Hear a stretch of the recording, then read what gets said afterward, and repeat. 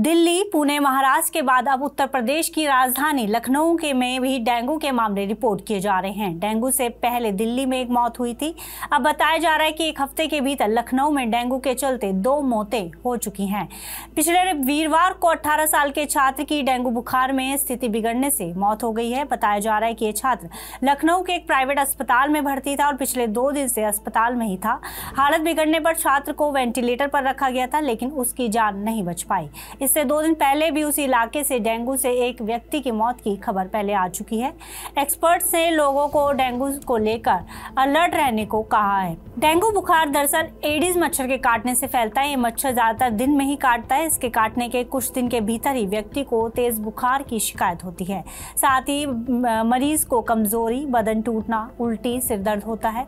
लेकिन परेशानी की बात प्लेटलेट्स गिरने से शुरू होती है। ये बुखार शरीर में तेजी से प्लेटलेट्स गिरने का कारण बनता है। इसलिए डॉक्टर बार बार मरीज की प्लेटलेट्स को मॉनिटर करते हैं ताकि उसे बढ़ाने और सामान्य रखा जा सके, क्योंकि प्लेटलेट्स कम होने से व्यक्ति की मौत तक हो सकती है। डेंगू के बुखार में सबसे ज्यादा चिंता प्लेटलेट्स गिरने की होती है। दरअसल प्लेटलेट्स खून में मौजूद सबसे छोटी कोशिकाएं होती हैं, जिन्हें सिर्फ माइक्रोस्कोप की मदद से ही देखा जा सकता है। इनका कोई रंग नहीं होता, यानी कि ये रंगहीन होती हैं और ये हमारे शरीर में ब्लीडिंग को रोकने में मदद करती हैं। मेडिकल टर्म में इन्हें थ्रोम्बोसाइटिस कहा जाता है।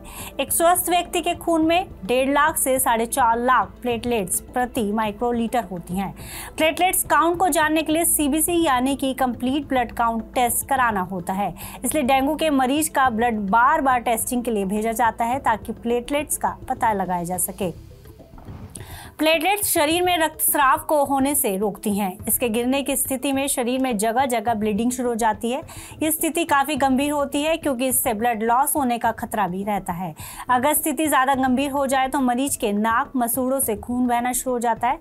साथ ही मरीज को पेट में तेज दर्द, खून की उल्टी, काले रंग का मल या पेशाब में खून आना, स्किन पर छोटे लाल भूरे रंग के धब्बे जैसे लक्षण दिखाई देने शुरू हो जाते हैं। प्लेटलेट्स कम होने की स्थिति को थ्रोम्बोसाइटोपेनिया कहते हैं। ये बेहद ही खतरनाक स्थिति होती है जिसमें मरीज की जान जाने का खतरा बढ़ जाता है। ऐसी स्थिति में मरीज को किसी अन्य व्यक्ति से लेकर प्लेटलेट्स भी चढ़ाई जाती हैं। प्लेटलेट काउंट बढ़ाने के लिए vitamin B12, vitamin C, folate और आयरन से भरपूर खाद्य पदार्थ खिलाया जाता है ताकि मरीज की प्लेटलेट्स बढ़ाई जा सके और उसकी जान बचाई जा सके।